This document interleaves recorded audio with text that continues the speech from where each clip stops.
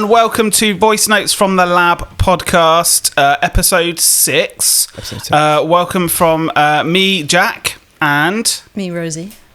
And me, the other Jack. Hey. Hello, guys. Hi, guys. How are we all today? Very good. Very warm. Pretty hot, yeah. It's pretty toasty in here. Yeah. We've been... we're in the lab, as you can see.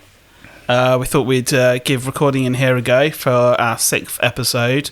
Well, we have recorded other episodes in here, but just audio only. Audible. Now we've got some sweet video. And now we've got some sweet video. We thought we'd come back in the lab again rather than my living room. It's pretty toasty in here because we've had all the machines on all day. So, we might just get shinier and shinier and shinier throughout the episode. So we've got the emergency blue roll. We do have some emergency... we can dab that. Blotting paper for our foreheads, Jack. Correct, yes. Yeah. Well done. Forehead. Yeah, forehead. Forehead. Okay, so in this episode, a Q&A episode. It is a Q&A episode. It is a Q&A episode. Yeah. We have questions sent in. We do. How many? I think we've got about 15. Yeah, we've got about 15 or so. Few. Yeah. Thanks for sending those in. We love you all. But let's not jump ahead of ourselves. How have the last 2 weeks been? What have we been up to? Has anyone been shooting? No, I moved house. You moved house before the last episode. Did I? Yeah, it's been a couple of weeks now. Just busy. Still special though. Just busy. Yeah. I've not really shot anything. Nothing? I don't think so. You bought a new lens? I did buy a new lens. Yes, that was exciting. It's been a while since I actually bought a new lens rather than just like a camera and a lens. Do you know what I mean? Yeah. It was well, no, I suppose I bought the Mitagon. Yeah, I bought a nice new lens for my Fuji GFX, my digital camera. Just a nice bit of the 35-70 zoom as a bit of a something a bit more versatile, but it's really nice. Nice wide angle. For a what's supposedly a kit lens for the GFX. It's pretty damn nice. I tell a lie. I went out in the van and shot my X Pro 2. Yeah. Oh yeah, hold the fucking phone. You both have done really exciting things over the last like few weekend, days. Yeah. Yes. So you went out. Tell us where you went. What did you do? Like Northwest Wales, Haffron Forest, and tried, roadside camping in the van for the first time. Not booked into a campsite. Brave. Nice. Yeah. You took your. What did you take with you, camera wise? Just X Pro 2. X Pro 2. Yeah. Nice. Beautiful. Good. Solid choice. And you loved it? Thanks. I did love it. Absolutely. Yeah. Good camera. Yeah. What lens have you got in it? We like it. 27. Oh yeah, the pancake. Sweet pancakes. Yeah. Sweet. Yeah, that is nice. Jack, hello. you also had a pretty epic weekend. Yeah, I'd say. Solo tripping. Yeah, solo trip. It was amazing. I went out in my van. I was supposed to go to Wales, but I had a photo shoot on Saturday, which when I got back I was just knackered from, so I went a little bit later. So I just went to like a little campsite in the Mendips, so it's not far from here, but it felt like miles away. And I took my 4.5 camera. Hold on, you've got a 4.5 camera? Oh shit, I haven't mentioned. Yeah, so I've got a 4.5 camera that I bought. It's not something you guys would know about, but yeah, I bought a 4.5 camera. Nice. Beautiful. And I took that in the van, and I slowly... I like to use the word, I've been converting the back of the van to a dark room, when actually I've chucked up a few blankets and blocked some lights out. But I've been converting the back of the van to a dark room. So I took my camera and some paper and some chemistry, and I didn't do a lot, to be fair, but I just shot a few frames on paper and developed it in the back of my van just to make sure there was no light leaks or anything. And it's bloody amazing. I mean, that is fucking cool. Like, it's cool. And, like, doing it, it was just like, shit. Like, I've just put up a couple of blankets and blocked some lights out. But all of a sudden, I was like, no, this works. Like, this works. Possibilities. And it was just like and I was like, where am I going? What am I doing? What's next? Which is cool. So what is next? We might be doing a little trip away, right? Maybe we may do a little. We will eventually. Trio we just road haven't trip. Sorted the Top Gear style road trip. So we'll be able to maybe shoot and dev on the road. Yeah, which is sweet. Yeah. Simon has, as I mentioned to you guys earlier, suggested that we should definitely consider recording future episodes of the podcast in a variety of locations, potentially outdoors on location with vans around a campfire. We could do a ghost story episode. Yes. Oh yeah. Yeah. What's that show Torches. called? Before our time, probably. You Yeah, keep referencing fucking shows from probably. like the 70s, and we just don't have a but clue like- what you're talking about. Most Haunted. That's the one. Oh yeah, we know that one. Oh yeah. We should make silly. a picture for it, like the old, like, you know, when it's going to be really bad. When like photographs were first invented, and they'd fake like people dying, and they'd have like ghosts behind them and stuff. We should do it. Like, Yes. That would be so good. Yes, we're gonna have a spooky weekend away. Yeah. Sounds fab. I'm just gonna like Blair Witch scare the shit out of you guys, but like, you know, I'll Blair go into the Witch? forest. Blair Witch Project. You've never seen Blair Witch Project? Shut up. You're lying. Oh my god. For a second I was like, this cannot be.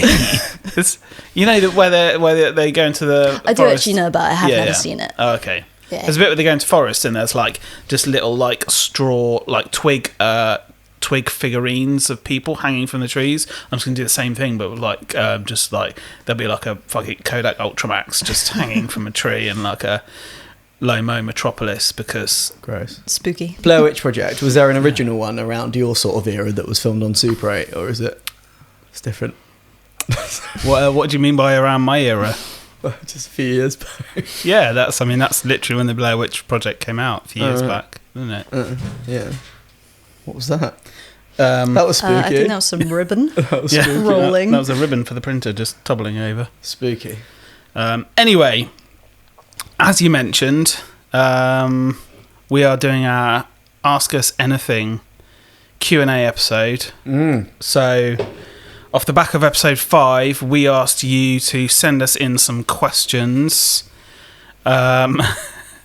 We asked you to send us in some questions, which a fair few of you have. So thanks for all your questions in advance. Some of them better than others, to be honest with you. Some of them, Woof. I think, No, I think they're all valid. put a bit more thought into. No, they're all valid in their own way. So should we crack on with the questions? Yes. Should we? Who wants to go first? Rosie. Rosie. Her name's at the top of the sheet. Oh yeah, it's true. Go on then, Rosie. You ask the first question. Oh fuck! I've just seen which one it is as well. Go on. Oh no, pick. Actually, surprise us. You don't have to go from top to bottom. Pick any one. Spin it around. Oh God. So much pressure. No. From Tim and Emily at Negative Thinking. What's your favourite? What's your favourite photograph ever made, and why? Jack. That's a hard one, isn't it? I know what mine is. Yeah, I was going to say, like we briefly chatted about it earlier. I know you've got an answer for it. I honestly, okay, you go your answer. Give me a second to think. Mine is lunch atop a skyscraper. Lunch at the top of the skyscraper. Do you know who that was by? I literally was about to say, couldn't tell you who that was by. Someone's going to chime in and be like, oh yeah, by the way, that was AI. Or I mean, it's not, but I do know who it's by. But it's cool. I mean, just like you know, I struggle to take pictures at the best of times, let alone thousands of feet up in the air. Maybe is that right? Thousands of feet? No, hundreds of feet. A few hundred, several hundred feet up. A skyscraper, tall, wasn't it? Yeah. I mean, I don't like heights, but it's cool. It's a really cool picture. I think it's there's a lot going on. I think I like it. I just like, not in a technical way at all. I'm not going to sit here and break down that picture for you because that's not at all why I like it. It's a little bit under. Yeah. Didn't do a great job of the exposure there. Would have gone up again. Soft focus. But no, I don't know. It's cool. Taking it through a scanner at the airport. Stop it. Sorry. Yeah, I mean, it's amazing. It's an amazing photo because you look at it and you just go, "What the fuck?" Yeah, and like genuinely, what the fuck? Because it's as far as I know, it's completely legit. That's not like a studio shot that's been made to look like that. I've heard it was AI generated. It's possible. Back in the 20s. 1920s? This is a whole different podcast. We can go down that route, I believe. AI's been around for years. No. Yeah. Maybe. Who knows? But no, I just like it for what it is, to be honest with you. Like, if it's not like the most thought-provoking photograph in the world, but I don't know, I've always been drawn to it. I love it. I hate the really cringy like redos of them. Not here for that. I don't want to see like Mickey Mouse and friends sat on the girder. I guess that's the right word, right? But yeah, but, you know, that's boring. But it's cool. Like that the actual original picture is cool. Yeah, I'd agree. It's probably not a choice that people would expect a photographer to sort of pick out, because it's not because it's so obvious, but it's almost so well known that it's not an obvious choice. Yeah. Like when you said it, I was thinking, what is that? And it took me a moment to kind of think, to remember which one you're talking about. Yeah. I'm stalling a bit here because I cannot for the life of me think. Do you have one? No. I really struggle remembering names of them, artists, and questions like this always stress me out. I mean, like, I have one. I couldn't say that it was my favourite photograph ever, but one that, you know, immediately always sticks out to me, particularly when I'm thinking about project work, when I'm thinking about, you know, I want an idea, I need a good idea, I need to go out and actually all these ideas that I have got, put them into action and shoot some stuff. I'm always thinking about Alec Soth's work, and there's one particular photo he took from his Sleeping by the Mississippi project, where there's a guy in a so vivid on his 8x10 colour photograph. There's a guy with a beard in like a kind of worn down blue kind of boiler suit, absolutely knackered, and he's holding this like model plane, and it's just like, I don't even know what it is. I've never been very good at kind of like critically breaking down photos and explaining what it is that I like about them, other than the fact that just the impact, the sort of almost immediate impact they have on me. Like, I just think it's an awesome photo to look at, and I feel like there's not much to it, but I can spend ages looking at it. But that's it though, right? I mean, like, you know, I don't necessarily think that Tim and Emily coming through that question was like, we want to know the technicalities of why you like these photographs. Sure. Actually, sometimes, a lot of the time, I think just because we're photographers, we don't have to explain why we like a photo. Yeah. Truthfully, I find that shit boring. Like, I'm not very theory based in that sense. I don't want you to say, hey, I like that picture you've taken. I think that's because X, Y, and Z, composition and contrast, and like, nice, cool, thanks, that's great. But like, I think, you know, I understand that these things make up a beautiful picture often, but not always. And I think that some people just subconsciously do that. I wouldn't say 90% of the time frame up a photo and go, I'm doing X, Y, and Z. So then when I'm looking at pictures, some pictures just stand out to you. Like, some pictures are just there and you go, I love that. Don't know why I love it, but I love it. And I think like that's, you know, that picture that you've explained, okay, yeah, it may not be your favourite, but it's one that might pop to head when that question is posed. Yeah. And I think like it's important that we have these pictures that we can sort of like pull back and recall, but don't necessarily sit there and break them down, because I don't think it's necessary. No, it's not, is it? You know, it's not at all necessary. No. I think you and I are quite similar, and we've had this conversation in a previous episode where, in terms of paths we've taken in photography, you and I have taken like the sort of less academic route. And obviously, Rosie, you studied university and sort of took a slightly more academic path at that point. And it kind of just doesn't matter, like, does it? I mean, it you know, and I've never been very good academically at kind of being able to rationalise things or pull things apart and sort of, you know, like, I don't know, just like English GCSEs, you'd have your anthology of poems and you'd have to go through and annotate them and talk about what the poems meant and all that stuff, and I was always just rubbish at that stuff. But I can look at a photograph and I can go, wow, that's beautiful. I love that. And it takes me time, I think, to be able to verbalise what it is that I love about it, if I even can. Yeah. Do you find that, is that something, do you think you can look at a photo and go, I love that because of X, Y and Z immediately? Like, do you think your academic side of your sort of academic path, going to uni, and because that must have been a big part of doing it at uni, is the theory based, like the theory side of things? Like, yes. I really struggle though, like, because I always struggled more with that side, like, applying it, like, in the same way, like, I now have those tools that I can apply, like, loosely, but, like, I lose all confidence chatting to anybody about it, like, my partner did, like, a way more theoretical course and, like, an art history, like, really valued that side of it more, and they can talk about it more, but, I really struggle with that. Like, I was maybe gonna say as an answer for it,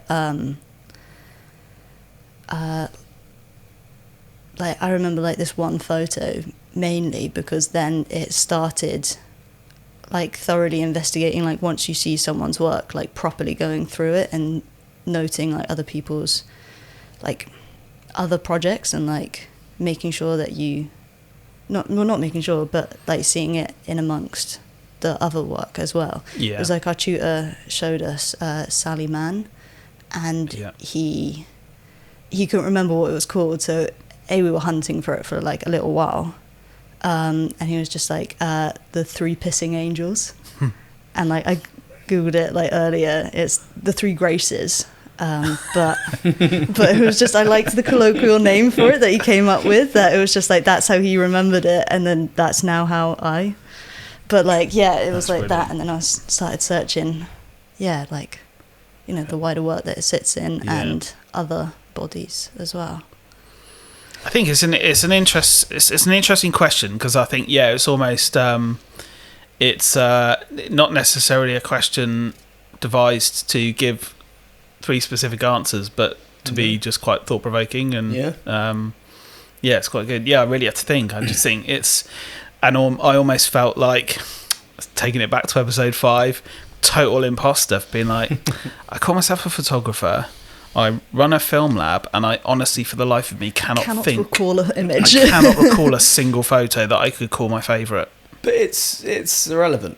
But I know, no, it's not. But it is. Some people are more theory based, and even yourself, Rosie, saying like going to uni, the side you weren't that keen on. So just because maybe you learned a little bit more than we did, or was involved in that more, doesn't mean that's you're just going to, think you do. No. or think you do. No, it just doesn't mean like it's that. It just doesn't mean like, it doesn't mean shit. You didn't enjoy that part, so it's maybe not actually the part you get stuck into. Enjoy it. But did you love it? Like, no, the actual practical side of things, especially like with your course, it sounds like you did a lot of cool stuff, a lot of like darkroom based stuff as well, and stuff like that. And so, I don't know, theories, like learning some theory is great, but in general, I think a lot of photographers, the practice that we do is, there's theory behind it, but a lot of us really do just sort of shoot and go. But, it's not that there's not thought behind it, but I don't reference other people's work. Something might stick in my head and be like, that photographer did that cool thing, I'm going to try and recreate that here, or I'm going to try and use some of that. But it's not necessarily about going, okay, let's look at the theory behind this. Okay, I've got the composition's got to be bang on, and this and that. But theory isn't about composition. Not necessarily, no. It's about like the history and the practice and like the other. This is a different. I mean, we're going down a long road. This is not a Q&A. No, but I know, not necessarily. No, I completely hear what you're saying, but. For this question, I'm sort of maybe passing off the theory side of things, but also looking at the question, and I'm just saying that I think some people would look at a picture and go, yes, but this photo is perfect because of... It's not about this photo is perfect for the theory side of things, but this picture is... Do you think there's a perfect image? I don't. Personally, I'm not... How could there possibly be when there is not a perfect anything? Oh, stop. I mean, yes, but what is perfect? No, but so for me, like I said, I think Rosie. But okay. I think we look at these like I'm trying to say is that it's not about. It's not always about X, Y, and Z. It's not about quantifying something. It's not about putting points to it. Some people might take that question and go, "Oh, my favourite image is this because it's compositionally perfect. There's a really nice balance between this and this. The contrast is this. The rule. Looking at rule of thirds here. All of these things you can sort of bring in." I just think we don't all think like that. But personally. That's like... And I think actually a lot of people don't. That's the beauty of anything creative, though, isn't it? Art is subjective. What you might think is a great photo, I might think is a pile of crap. Yeah. And that's all right. It's all subjective and it's all context-based, and just because something is technically sound doesn't mean that it is creatively... interesting. And just because something is creatively interesting, it may lack certain technical aspects that could have made it better. Although having said that, I do think a photo can be good if it has meaning and it makes you feel something, even though it's not technically sound. Whereas I think if a photo is technically sound but it doesn't make you feel anything, then what's the fucking point of it? Yeah. So really, the technical... I mean, we're getting so fucking deep into a whole other subject here that actually we do we do have planned to cover later on. So maybe we move on before we get too deep into this. Yeah, we're really I think we've answered that question. I think we've all given as good an answer as we can with that. I'm going to go next onto the quick one because onto the next one because it's a quick one. First question I have here is from seeing_like_you on Instagram. Will you ever process 110 film in the future? No. Sorry. Do they make it? No? Oh yeah, they have started to, haven't they? Make it. I mean, Lomography sell it. Lomography are the only people that are still in production of 110 film.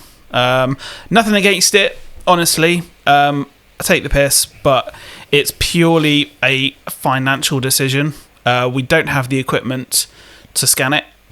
It's not financially viable enough. Not enough people shoot it. Not enough people produce the film, and therefore not enough people shoot it and bring it to us to make it viable for us to purchase the equipment in order to be able to scan it properly. We could scan it on the flatbed, but it would look like poo. So, poo. Literally, it would look crap. To be totally honest with you, scanning such a small negative on a flatbed scanner, it's just going to look like crap. So, no, unfortunately not. Sorry, but there are plenty of places that do. All of the gimmicky cameras you've ever seen are 110. Like, have you ever seen like the Fanta and like the Coke can camera? Oh yeah. Like that's all 110. Is it? Like, there's quite a few cameras like that you can get that are all just 110. So it's mad though, isn't it? Because you've got to think like what was happening to the industry, or what was happening in the industry to warrant manufacturers thinking, commercial. I know what would be good. 35mm film. How could we make it shitter? But really really market that so people lap it up. It's tough, but it could have been cheaper to make, or it might have just been, who knows? I don't know, but yeah. Or sometimes we just come up with these things as humans and think they're a good idea. Yeah. Like APS film. I was really trying to think of an example that wasn't film based, but I just can't think of anything right now. But yeah, it'll come to you. Yeah. It'll come to you. I don't know. Let's do your first question. Should we do my first question? Yeah. Come on. Okay, cool. Okay. So this one is from Jake Can't Surf on Instagram. Sorry, buddy. I can't either. People do lessons and stuff for that if you want to. Don't. But anyway, Jake Can't Surf. The question there is grain in film desirable or something to overcome? Is grain in film desirable or something to overcome? Yes. I mean, it's the very construct of it. Yeah, I mean, you cannot escape it because grain is without it, you would not have a picture. I mean, Literally. are we like? But are they referring to maybe sort of heavy grain? You know, like Hector, finest grain. You know, it's almost impossible I mean, to see, but, I guess, you know, the question is around, you know... is it about heavy grain? And But again, I mean, is it desirable or is it something to overcome? Neither. Or both. It's a tool desirable... to use in your favour. It's desirable if you desire it. It's something to overcome if you don't like it. If you don't like it, shoot a fine grain film and do your best to overcome it. Or buy a digital camera. Yeah.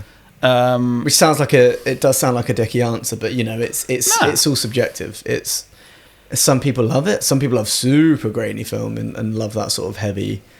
Shout out Alice. Yeah. But you know, how can I make this even grainier?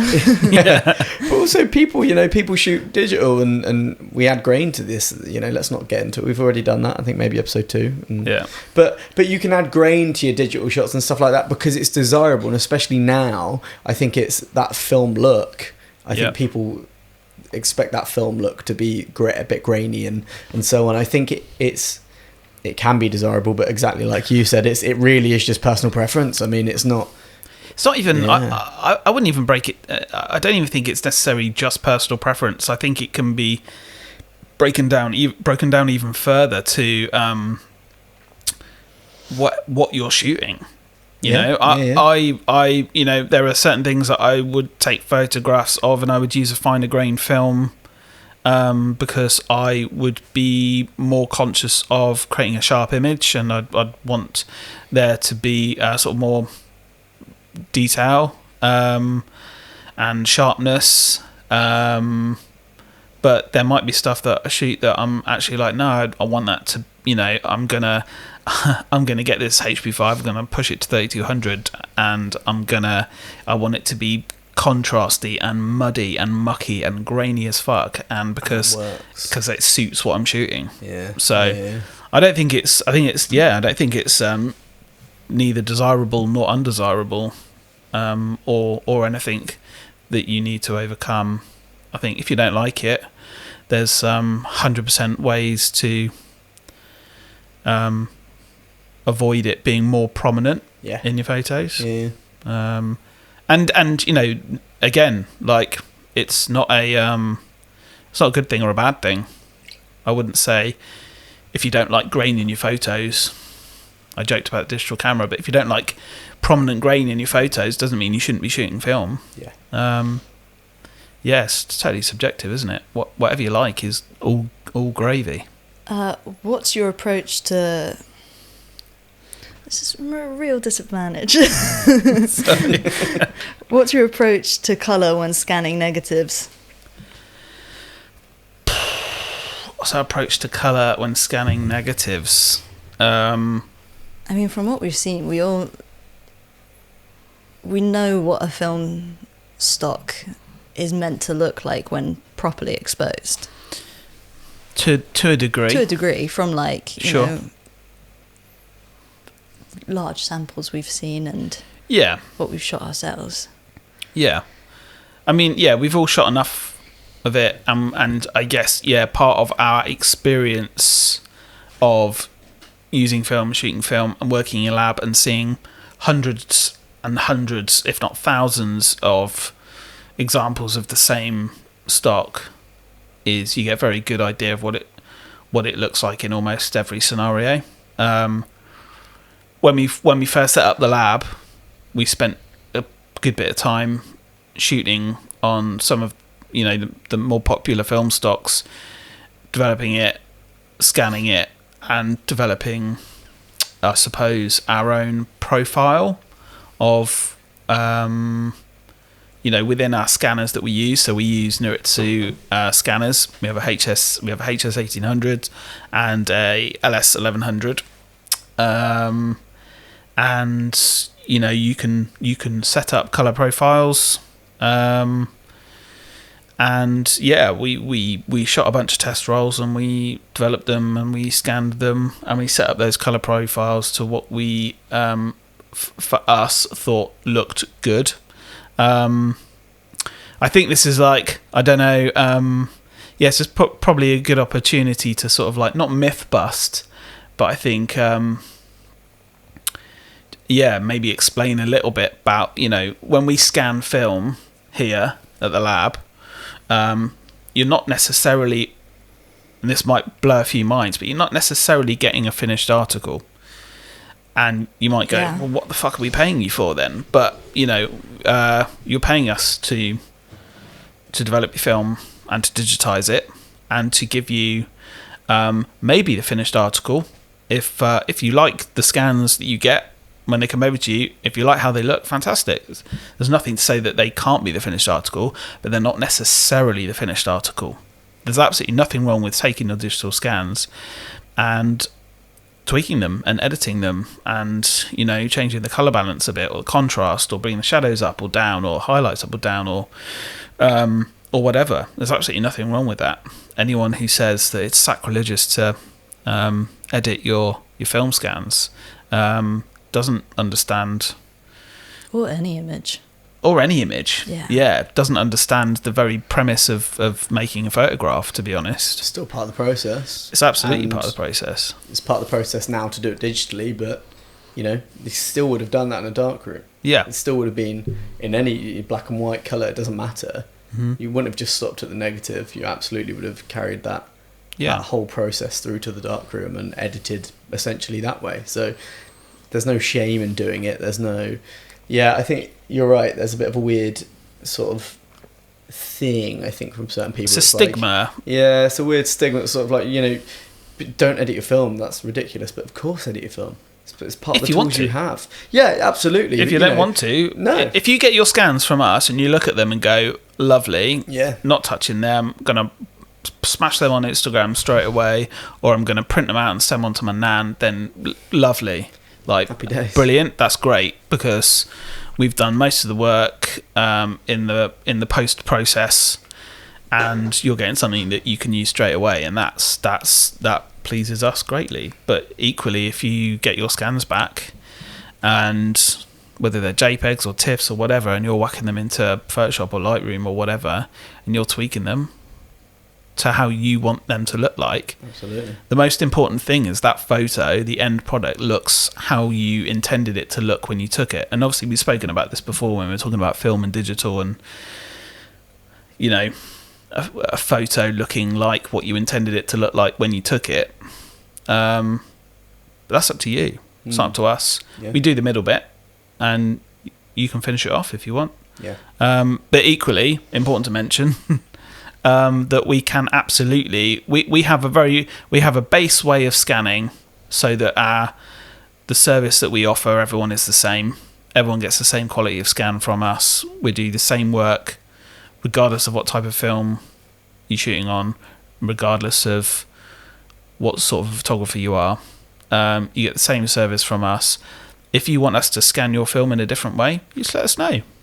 If you want your scans a bit more contrasty, a little warmer, a little cooler, just let us know. That's no problem at all. So yeah, in terms of our approach to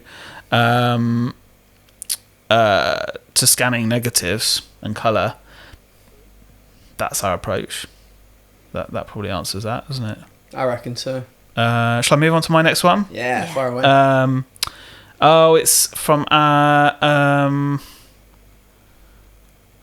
Maisie Lopez. Shout out Maisie. Shout out Maisie. What is the weirdest photo you've ever developed at the lab? I don't know. No, I think it's, we all know what it is, but we should just skip that one. We'll DM you. Do we? What, one single photo? No. I mean, we're not gonna start describing photos, because obviously customers' privacy is obviously incredibly important. Yeah. I mean, I don't know what. Yeah, I'm not sure how to answer that question. Really, weirdest photo. There was one of a beheaded camel, or just the head of a camel. Sans body. Yeah. Fucking hell, I don't remember that. Might have been a Friday. Okay. Jesus. Sure, yeah, that's pretty. Maybe edit it out. It was a bit of a dream you had. I feel like we've seen a lot of roadkill. Yeah. Yeah. Probably get a lot of roadkill. I'll be honest with you. Like, everything kind of merges into one big blob of a photo. We see so many people's photos that you kind of just completely desensitized to everything now. Yeah, I think, you scan enough, you just see it and just go, it's just someone's pictures. I feel like, honestly, if I scanned a roll and it was documenting just a cold-blooded murder of someone, I'd be like, yeah, that red's a pop in. Don't send your cold-blooded murder rolls. Their art department's good. Yeah.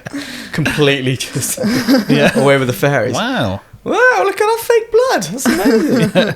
They shot it on Phoenix as well. Why have they done that? It's because the reds pop, and that's it. That's happen.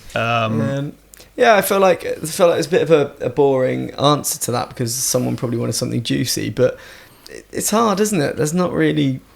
Yeah, we just see a lot, and I think definitely you just sort of you go through it and just eventually it all just becomes, not rudely, but it all just becomes the same. It's just I do remember one of the first films we developed here when we first opened.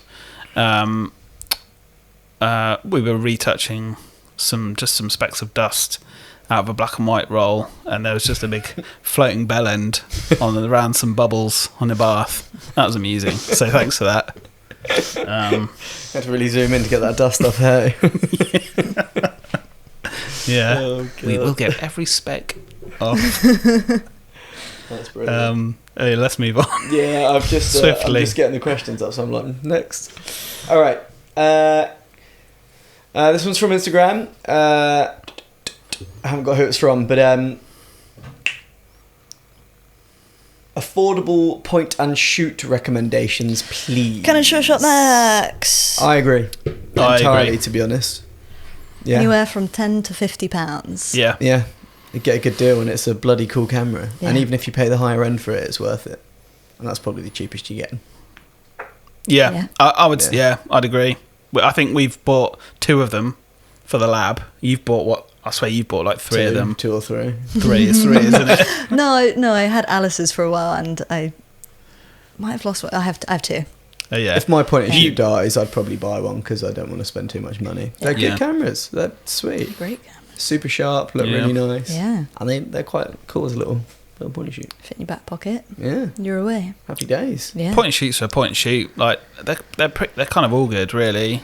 Kind of there are some shit ones, but Canon Short Shot Max is pretty good. I would say any of your sort of more recognisable brands.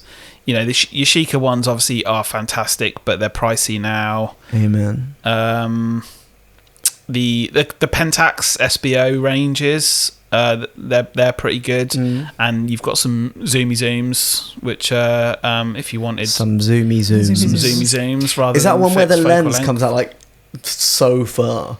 I think I found one in the charity shop once, and it was like it was like a 60 to 210, and it was going, and I was like, this is still going. I was like, just slowly, just getting longer. I was like, what's going on? But it was cool. I was just pleased to see you. Yeah, well, yeah, that happened a lot. But yeah, I'd agree with Rosie. Me too. But not affordable and end up being absolute dog shit with that light leak that people love. Well, this is it. To be honest, for me, Mewtwo is such an overrated. Yeah, nice, sharp, fast lens. While they're good. When they work. Yeah. But you get that nasty little crescent light leak. And it's not eventually. Cool. Sorry. I don't like it. It just winds me up. Because they're so expensive. And then you get that, and someone's like, it's common fault. And it's like, oh, yeah, that's annoying for 200 and something pounds. Wouldn't get that on a Canon Short Shot Max. You wouldn't for 50 quid. Yeah. And it's a bloody... I'd stand by it. That was a good shout. It's cool. Now I want one. Yeah, and now... I've got one. I'm hoping by mentioning it, we're not completely price gouging it, and now... after this episode goes out, they're going to be like 300 quid on eBay. That's fine, I've got a supply. Yeah, Rosie's got a supply. We've got a couple of pairs of lab cameras. Yeah. We're good for the next few years. I own the supply. I was going to say, have we all bought 3 or 4 of them? We're now going to tell everyone they're the best point and shoots ever. And now, funnily enough, on the next episode, Rosie's happened to be selling her Canon Short Shot Maxes. Please visit all my 7 eBay. of them. Yeah. Brilliant. Canon Short Shot Rosie. It's your Instagram. Wonderful. Rosie, you got another question, Rosie? More than likely. I just realised I stole your question as well. I scrolled to the wrong question? Jack. Maisie Lopez's I question. did think, and I was like, oh, maybe she sent in 2. She did send in 2. Rosie's got the other one. I think it's coming. I think it's coming up next. That's fine. Don't worry about I'm it. so sorry. You can have I'll one of talk to mine. you Rosie on anyway, Instagram. What's your fave camera? And what's your fave camera film combo to shoot on? Who's this from? Maisie. Maisie. Oh, nice. From Instagram. Brilliant. Maisie Lopez. Sound. I can answer it. Go on then. Straight away. Absolutely hands down my, 4-5. despite the point you shoot, my Yashica T3 Yeah. and Ilford Pan 100. It doesn't exist anymore, but I'd sell my soul and my liver for it. It's beautiful, but it's just worked for me every time. It's nice contrast. The camera, I've said this probably in other podcasts, but or episodes, should I say? Not other podcasts. I'm not cheating on you guys. In other episodes, we're exclusive. Yeah, it's my favorite camera.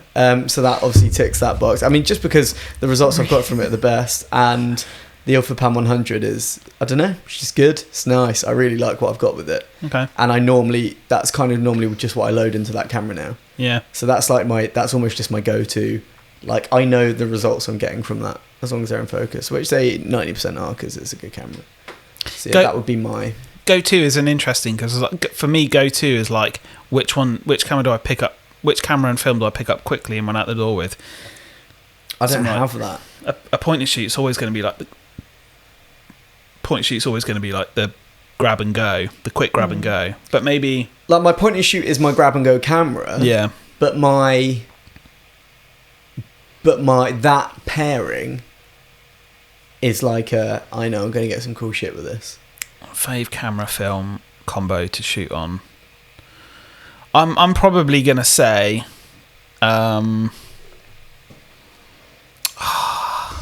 it's a toughie. Yeah. Okay. I'm probably surprisingly gonna. No. Okay. I'm gonna say Pentax 6.7. Beautiful. And HP5 push to stop. Really? Together? Yeah. Wow. I had you as Pentax 6.7 Portra 160. I don't know. No, never been a 160 fan. 400 fan. That makes sense actually, because you gave your 160 to us. Yeah. Yeah. I like the 160. Like Film Santa. Yeah. Yeah. That's what I'm going to call you from now on. Welcome to Jack's Club. It's me, Film Santa. Hosted by me, Film Santa. And my elves. Rosie, what are you saying? I don't know. I don't like the question. Okay. I do like the question. It could just be at this moment. It doesn't have to be like all-time favourite ever. Just at this moment, fave film camera, film stock that you're just enjoying at the moment. Go for what I was shooting last summer. Go on. Nikon S5 and XX. Beautiful. Your Nikon OS. Yeah. Nice. And some Yeah. XX. Splendid. Beautiful. Good Yeah. pairing. Yeah. Fucking beautiful camera. Yeah. XX shot at 400 mostly. I tell you what, I would love to see that underwater camera being used underwater. I'm excited to see. Yeah. With that double X. Or in the rain. Yeah. I took it out in the rain. With double X. Cool. Yeah. It doesn't have a flash on it, does it? No. But you can put a flash on it. Yes. Yeah, it's a got a weird cold cable, shoe. right? Okay. Is it a proprietary flash, or can you put any flash on it? Well, there's like Nikon Just a flash ones thing. that you can get for underwater usage. Cool. So it's all like housed and they are whatnot. massive, Okay. aren't they? And then like screws into the bottom and stuff. Okay. Next question from me. Well, it's not from me. That's a lie. It's from Blossom Bay Photography on Instagram. What is your favourite sandwich filling? Boom. Great question. Okay. That's all I said. Boom. Oh, right. Great I was like, question. what's that? Yeah, what good sandwich is question. that? Yeah. But I tell you what mine is. What? Go on then. Reuben. It's a Reuben.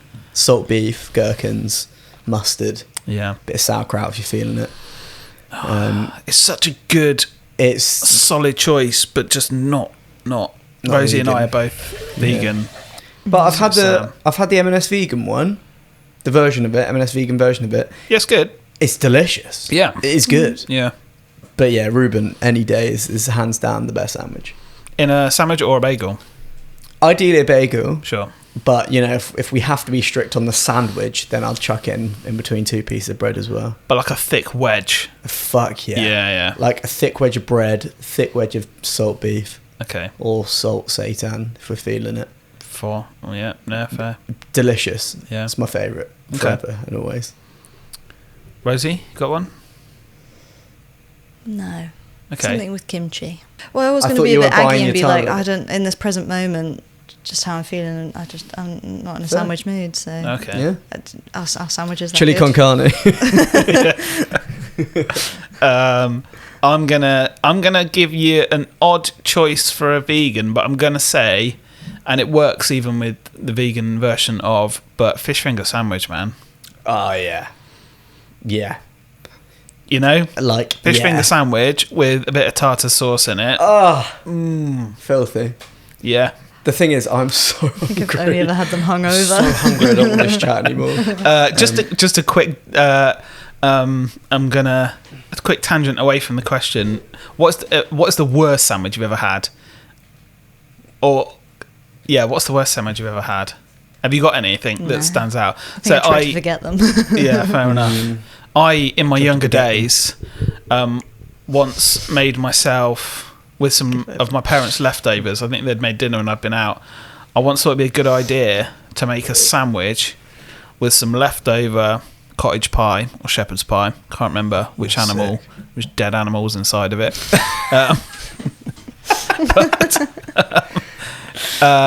Cottage pie, let's say, and coleslaw. And it was disgusting. I thought it'd be excellent. I don't know why. It's just one of those combinations that I thought sloppy this is going to be nightmare. good. It was foul. Yeah, really nasty. Of course it was. Do you know what I do Wouldn't recommend hate? it. What? Like the whole very, I believe, British concept of a cucumber sandwich. Like, just dip your water in some fucking bread. That's gross. Dip your water in bread, dip your bread in water. It's Same. gross. It's the same thing. Like, cucumber sandwich, man, is sick. Not sick. Isn't it weird that it's got like sort of a fairly like upper class kind of like posh stigma to it, but Which is actually it's hilarious. like the cheapest sandwich you can make. Just Just water and cucumber bread. and some bread. It's your cafe avenue over. But I do Yeah, love yeah. me a banana sandwich. Oh have some watery banana ass and tea peanut as butter. well. Oh, yeah.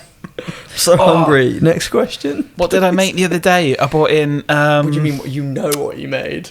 The weirdest sandwich on the Oh planet. my god, it was so good. It was a bagel, and I used to do this thing as a kid. I'd have peanut butter and pickled gherkin sandwiches, and they were amazing. So weird. And so I did this. That's the weirdest part of this. But I felt like it wasn't saucy enough. All right.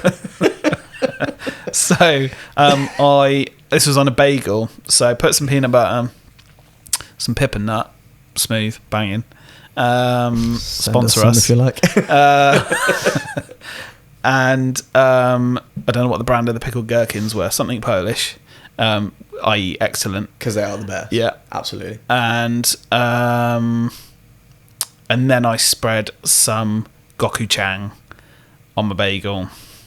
Rogue, fucking delicious. Like, I know it was good. I think the pickles throw me off more than anything. Nah, man. I know it was good, but saying out loud makes me feel no longer hungry. The pickles add a bit of crunch Yeah. and a bit of sharpness Yeah. that you need in there, and it's like chef's kiss, just fucking delicious. Yeah, Creme de la bagel. creme de la bagel. Happy days. Do you want to have a question from me? Yeah, let's go. It's just I'm getting hungry. I want to stop talking about food. Okay, cool. Cool, thanks. Right. Oh, no, we're passing that one from Maisie Lopez because you already read that. So sorry. This one is from Tom Griffin. Shout out to Tom Griffin. We love you, Tom. Am I in your top 10 favourite customers? Should we answer that one first? Yeah, sure. Top 20 without doubt. Yeah, I'd say top 100. Lovely guy. Sterling geezer. In all seriousness, they're or thereabouts because you just always come in with a smile on your face, Tom, and you always lift the mood. Also, not that the mood's ever bad, but no. It's always nice to have a friendly face in here. And also, like, never expect anyone from anyone. You pay us for a service, we provide that service, but he bought us a crate of beer at Christmas, and it was a real pick-me-up at a busy time. It's true, it was. And that's a beautiful thing. It changed things for us. Yeah, absolutely. It's always nice to have a beer. And I'm not at all saying you should bring us beer, but it was beautiful. But we will treat your orders favourably if you do so. Terrible. So that's that question sorted. The second part, second question from Tom. Have you tried an 85A filter on a tungsten balanced film for daylight? No. No. Rosie, have you? Do you guys know much about Never it? really played with filters. I know what it is. Yeah. I don't fuck with filters, so. No. Jack doesn't. Not because I'm snobby about it. He just raw dogs it. I can't be asked. Yeah, fair. Cut that part. Not an expression I I'd don't have know used. how any of us feel about that. Yeah. That's fine, we'll take that one out. It's one of those moments where I say I want to leave. Yeah, I don't want to be here. Someone pull Rosie's string, me.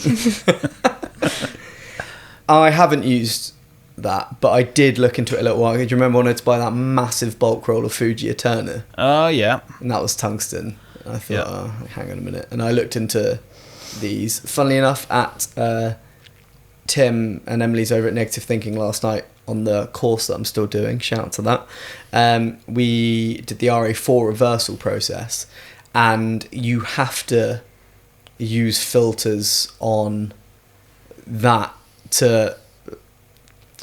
I feel like I'm going to get this wrong, so I'm so sorry, guys. I was listening. But I think pretty much you want to shoot it. I feel like it goes super bluey, maybe. This is terrible. I should have listened. It was last night. Anyway, it was last night, but I was just having so much fun with the process in general. There was a lot of filtration involved, a lot of different sort of adjustments there, that it was quite a lot to take in for doing it for one time. But I'm pretty sure we stuck one of those filters on to help sort of counteract that, and it worked quite well. We had to add some extra colour filters to it, but that's my first hand experience of that. I haven't explained it well. So, but I have heard, and from doing a bit of research when I was going to buy the massive bulk roll of Eterna, that actually it works really well. Yeah. Not to say that you should go and buy, they seem to be quite expensive actually to buy. But yeah, unfortunately I can't offer any technical information up. But if you can get one cheap, it's definitely worth giving it a go. I'd say, because it does do a... To be honest, going back to your point, it does a good enough job of it. But going back to your point, it does a good enough job that actually, when you get your scans back, it's better than not having that filter, and therefore you can tweak it to bring the colour balance to where you need it to be, way more than you would if you didn't have that filter. So, I'd recommend getting it. I've seen quite a few videos and stuff, and it's quite a strong filter. So it's worth looking into. Yeah, for sure. It's what they're made for. I suppose the question is, and there are a variety of possible answers, I guess. If you're shooting tungsten film in daylight, but you're wanting to colour balance it for daylight, why shoot tungsten film in daylight? Unless if you've got a roll of 800T, if you've got a roll of Cine Still or some Vision 3, 500T, UCN2 stuff in your camera that you're wanting to shoot across both colour balances, then I suppose it comes in handy. I don't know. Yeah. I guess they're the filters that in old like Super 8, Super 16 cameras you'd have filters, lens filters in them, wouldn't you? Doesn't yours have? Your Super 8 has filters to if you've got like some 500T in there, you can pop a filter on it to warm it up right in the daylight. Yeah, it's got a little switch on it, and it flicks two different filters in front. So, yeah. Give it a whirl. Have an experiment. That's the joy of film. Yeah, I mean, if it's not going to cost you too much money, when I was looking, they seem to be quite expensive. But have a look around, see if you can play around with it. It's definitely worth it. And again, when you get your scans back, you can colour correct them a little bit further if you need to. Cool. Who's next? Rosie. Should I push my film? Why or why not? Oh lordy. Ooh. That's a different episode, I think, but quick answers only. Sure, if you wanna. Yeah, I would just do your research properly and don't.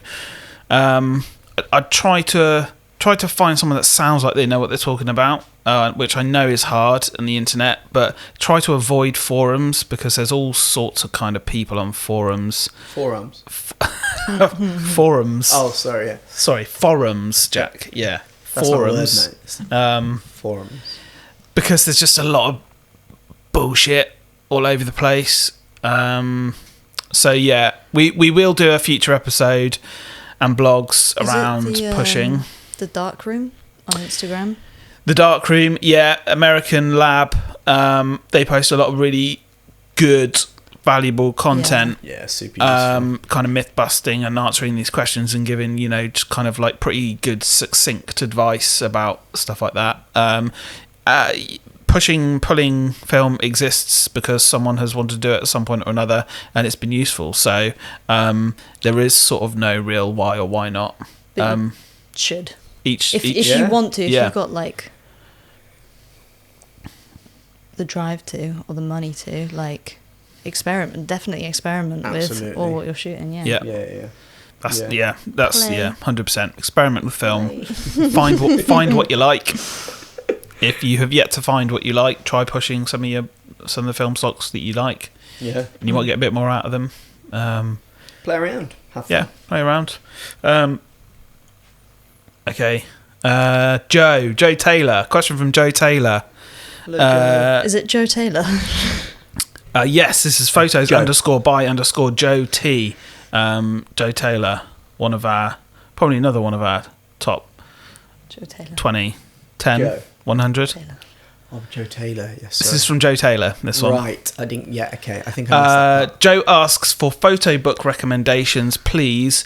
Instagram isn't always providing the best inspiration, which is fair, because everything kind of just becomes one on Instagram, doesn't it? Does. Photo book recommendations. Quick one from me. I mentioned it earlier in the episode. Alec Soth, Sleeping by the Mississippi. First photo book I ever bought for myself.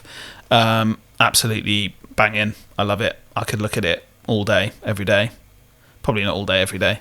But I could look at it once a day, happily. Anyone else? I'm actually Googling to get the correct name. Oh, I've got another one. Go on. It's I say it's a photo book. It's not a photo book. It's Brilliant. a book of Cartier Bresson. I think there's only a really small handful of photos in it. I think it's called The Mind's Eye or The Mindful Eye, something like that.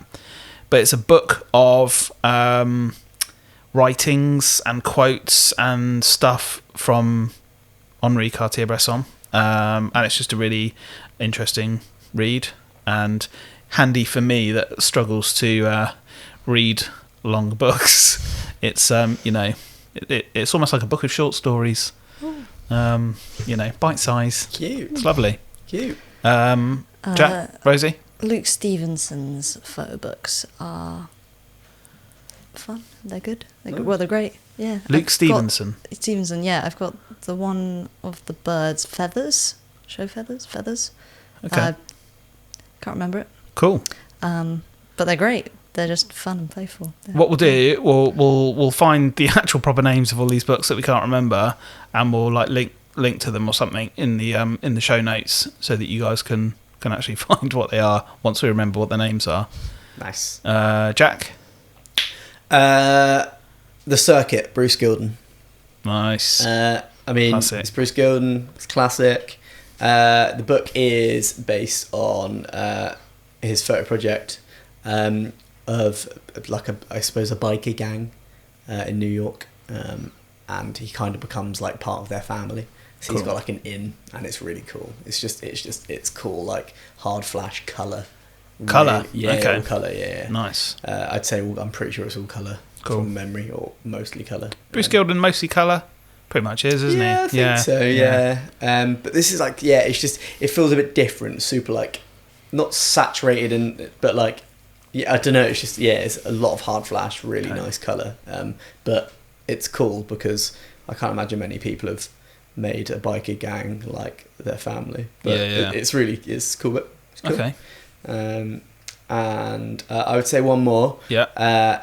and I've only briefly flicked through Your House, but I think it's cool if you like this sort of thing. And it's Carl McDougall's book. Oh yeah, An American Mile. Which is, it's cool. It's a really cool book. I think it's funny because I don't know if we've spoken about this before, if we just spoke about this. I think it's one of those books that I definitely think if you spoke to Kyle or other American people, Kyle's Canadian, just... No, yes, sorry, I know it's called American Mile. Yeah. I know he is. I watch his videos all the time. But no, it's just about like how I think as Brits we maybe idolise that sort of... We look at this, we might look through this book and go, that's amazing, that's really cool. And it is. I mean, the photographs are beautiful. Yeah. But it's because maybe we don't have that or something too similar over here. Whereas I know that... I'm pretty sure with Carl's new project, Slate City? Yeah, Slate City is a project that he's shooting out in Wales, and a lot of the old mining towns in Wales. Yeah, so it's kind of like a flip, and it's sort of like, I think we see these, we might see the American Mile in a sort of sense of sort of idolising it, whereas actually it's maybe some Americans or Canadian people might look at it and go, oh yeah, we just have that. That's, but it's a really cool book, beautifully shot, again, beautiful colours, and it's just a nice little coffee table flick through. So yeah, big shout out to that one. Yeah, definitely. Yeah, I think that's an interesting point. There's definitely, like, with photography and photo books and stuff like that, stuff I find most interesting is the stuff that you don't see every day, right? Like, yeah. That's it's kind of interesting and unique to you, which is why I think we're idolise is probably a good word, and fascinated by particularly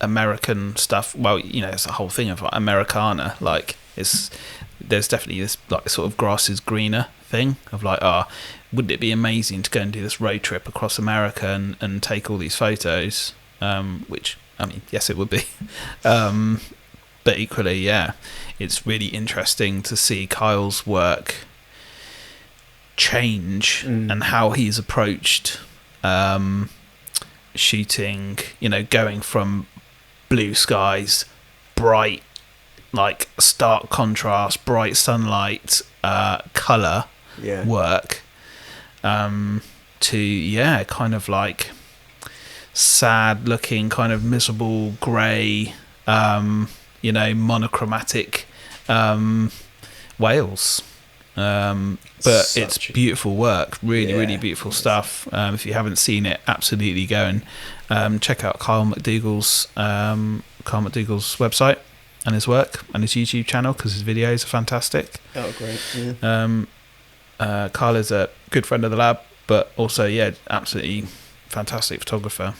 So go and check his stuff out. Right, one more question from me, because I thought it was a good one, and let's not too much thinking or talking about it, but if you could swap your skills, knowledge and expertise that you've gained in photography for the same level of expertise in any other creative exploit, what would it be? You'd have to give a why. Pottery. Just pottery? Cool. I asked the question and now I'm going, fuck, I asked the question and I didn't think of an answer. Actually, like, honestly, I think playing the piano. Something weird in my mind is saying like carpentry, and I don't know why. Yeah, but like furniture making specifically is supposed to. There's like joinery. I don't know which one's what, but like I don't know. I'd love to be able to slap together a piece of beautiful furniture. I think I've changed my mind. I think I want that one too. Yeah, I thought you might. I don't know. There's just something about it. Maybe that's just I think if I sat and thought about it, it might change. But you're just a fan of wood. You're not wrong. Yeah. Amen. So that's the podcast. And that's the podcast. And that's my cue to leave. We'll release another one in 2 weeks' time. It's great having you. Bye.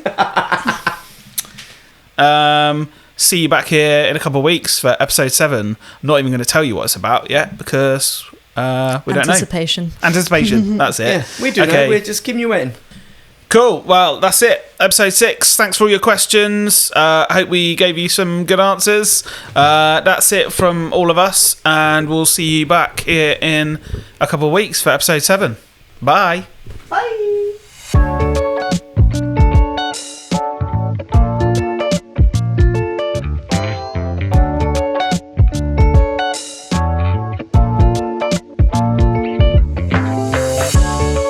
This has been Voice Notes from the Lab, from the folk who develop your film at Jack's Lab.